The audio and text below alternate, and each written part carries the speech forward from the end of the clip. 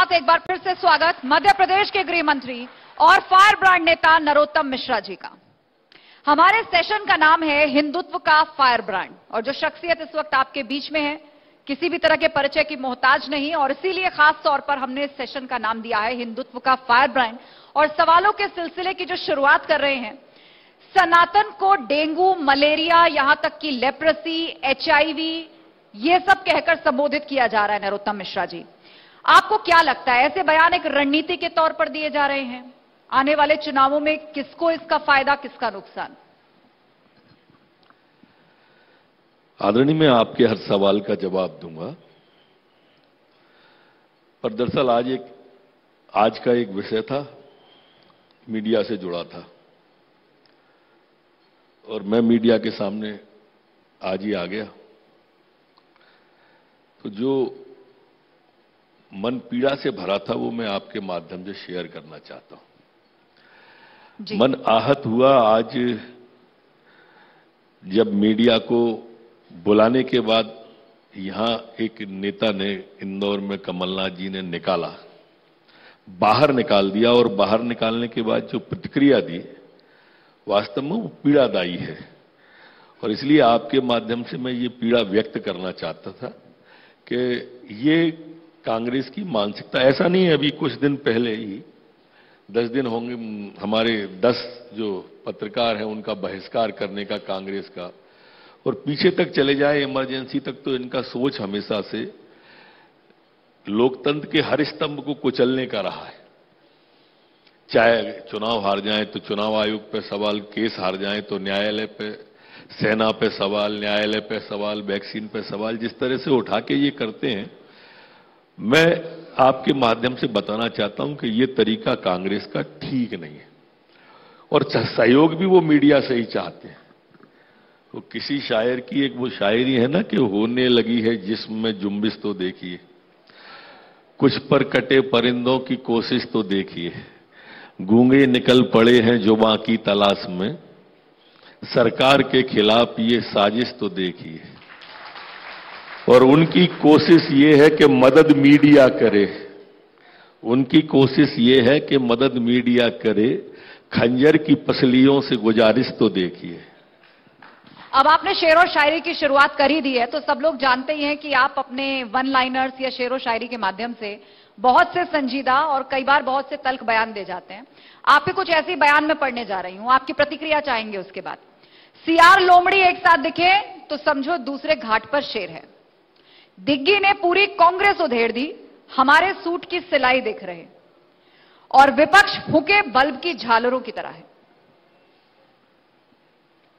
दरअसल राजनीति में क्या है, शब्दों की मर्यादा रखनी चाहिए, इसलिए से कभी कभी शेर शायरी के माध्यम से, तुकबंदी के माध्यम से हम अपनी बात पहुंचाते हैं। दिग्विजय सिंह जी ऐसे शख्स हैं राजनीति के अंदर कि वो हमेशा, जो आपका पहला सवाल था और दूसरे सवाल को मिला रहा हूं मैं, कि वो हमेशा हिंदुत्व पर चोट करते हैं। आपने सनातन का पहला सवाल किया था जी, और दूसरा जो तुकबंदी की बात की थी मैंने, जब ये सरकार गिर रही थी तो जो कांग्रेस के उस समय के विधायक थे वो बंगलौर में थे, और कमलनाथ जी ने दिग्विजय सिंह को ही भेज दिया था उन्हें मनाने को। गए, दिग्विजय सिंह से नाराज होने थे, मनाने भी। तब मैंने पहला उनके ऊपर व्यंग किया था कि आगे क्या होगा ये खुदा जाने, माचिस को भेजा है आग बुझाने।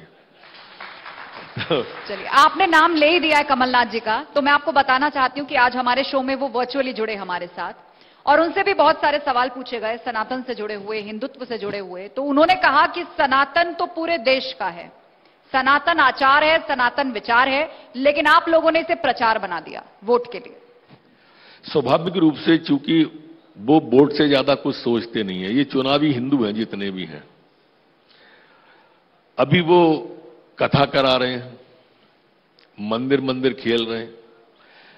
भाई वो 30 साल से सांसद हैं, 35 साल से सांसद हैं, तब क्यों नहीं कराई थी कथा? एक आध बार कराना चाहिए था उनको कथा। अब चुनाव में ही क्यों करा रहे हैं? जब वो पिछली बार आए थे यहां नेतृत्व करने के लिए, तब वो बहुत सारे मंदिर गए, बीच के 5 साल फिर गए ही नहीं, फिर अब जा रहे हैं। तो ये जो उनका और उनके नेताओं का, दिल्ली वालों का, जो कोर्ट के ऊपर जनेऊ पहन लेते हैं, दत्तात्रेय ब्राह्मण बन जाते हैं, उत्तर प्रदेश में बहन जी गंगा में डुबकी लगाती हैं, चुनाव के बाद क्यों नहीं लगाती? हमें आपत्ति नहीं है कि अभी लगाएं, लेकिन चुनाव के बाद भी तो लगाएं। अब एक आध बार उत्तर प्रदेश में जाके डुबकी लगाना चाहिए, क्या दिक्कत है इसमें? नहीं लगाते हैं, यहां आपत्ति है। अच्छा, सनातन को लेकर जो बहस छिड़ी है, उसमें जो INDIA अलायंस है और कमलनाथ जी, दोनों का रुख अलग अलग दिखाई दे रहा है। INDIA अलायंस की जो पार्टियां हैं, आपने देखा ही होगा, चाहे वो उदयनिधि स्टालिन हो, ए राजा हो, उन्होंने सनातन को लेकर डेंगू, मलेरिया, कुष्ठ रोग, HIV इस तरह की बातों से संबोधित किया। लेकिन दूसरी तरफ कमलनाथ खुद को हनुमान भक्त बताते हैं। मैं भक्ति पे मेरे को कोई ऐतराज नहीं है। पहले आपका दोबारा सनातन आ गया, मैं सनातन की बात कर लूं। देखिए, ये सॉफ्ट टारगेट हिंदू को मानते हैं। अगर अभी ये दूसरे धर्म पे बोल देंगे तो इनका सर तन से जुदा हो लेगा। ये बयान मैं आपके सामने रखने जा रही थी कि आपने ऐसा भी कहा था, मैं अभी भी किसी और धर्म पर बोलते तो सर तन से जुदा हो जाता। मैं कोई बात बोलने के बाद मुकर ही नहीं हूं, अभी भी नहीं मुकर रहा। कहा था और अभी भी कह रहा हूं आपसे, ये बोल नहीं सकते एक भी। बोल के दिखा दें। ये हमको सॉफ्ट टारगेट मानती है। हमारी इतनी सी आपत्ति है कि आप ऐसा क्यों करते हो कि हमारे बारे में बोलने वालों को ही दूसरे धर्म पे तो एक आध बार बोले, या दूसरे धर्म में कोई खामी नहीं, सारी खामियां हमारे ही धर्म में। हम अपने धर्म को मान रहे हैं, वो दूसरे धर्म को मान रहे हैं, ये अलग अलग विषय हो गए। अब ये स्टालिन जो है ना, अनइंस्टॉल हो जाएंगे थोड़े दिन में, आप देखना। ये स्टालिन ज्यादा दिन इंस्टॉल नहीं रहने वाले हैं। ये अकेले इसी का नहीं है, आप पीछे चले जाओ। हिंदू और हिंदुत्व पर सवाल राहुल गांधी जी ने उठाया, क्यों? कभी दूसरे धर्म पे उठाया इनने सवाल? हमारे सलमान खुर्शीद जी ने बोको हराम से तुलना कर दी हमारे धर्म की, क्यों? इनके राष्ट्रीय अध्यक्ष खड़गे जी ने, पुराना एक बयान है उनका, कि जब तक मोदी है तब तक तुम सनातन को नहीं हरा सकते। आप कहोगे तो मेरे मोबाइल में है वो विजुअल और फुटेज। क्यों बोल रहे हैं आप सब के सब सनातन पे ही क्यों बोल रहे हैं? इनका उद्देश्य बहुत साफ है। मुसलमान को भाजपा का डर दिखा करके, संगठित करके वोट लो, और हिंदुओं को जातियों में बांट दो। किसी को यादव, किसी को किरार, किसी को लोधी, किसी को ब्राह्मण, किसी को बनिया, किसी को ठाकुर। ऐसे करके हिंदुओं को जातियों में बांटो और मुसलमान को डर दिखाओ। ऐसा मैं प्रमाणिक कह रहा हूं। अभी इसी महीने के अंदर दिग्विजय सिंह का बयान आया कि मध्य प्रदेश में नूह जैसे दंगे हो सकते हैं। नूह मतलब हरियाणा। क्या जरूरत थी इस बयान के देने की? और ये भविष्यवक्ता कब से हो गए, और हो गए तो इस बयान को सार्वजनिक देने का निश्चित रूप से इसके पीछे चुनाव और मुसलमान को संगठित भय दिखा के करना। ये दिग्विजय सिंह है जो भगवा को आतंकवाद कहते हैं। ये दिग्विजय सिंह है जो पाकिस्तान का फोटो ले आए। ये दिग्विजय सिंह है जो खरगोन में दंगा हो जाए इसके लिए कहीं का फोटो लाके यहां भगवा झंडा लगा के खरगोन की मस्जिद पे झंडा लगा दिया भगवा रंग का। क्या जरूरत थी फर्जी फोटो लगाने की? सिर्फ इसलिए कि दंगा हो।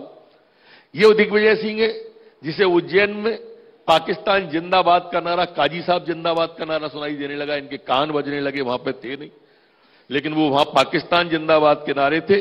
इनको समझ में आने लगी कि काजी साहब जिंदाबाद बोला है। यही दिग्विजय सिंह है जिन्हें जाकिर नायक शांति दूत नजर आता है।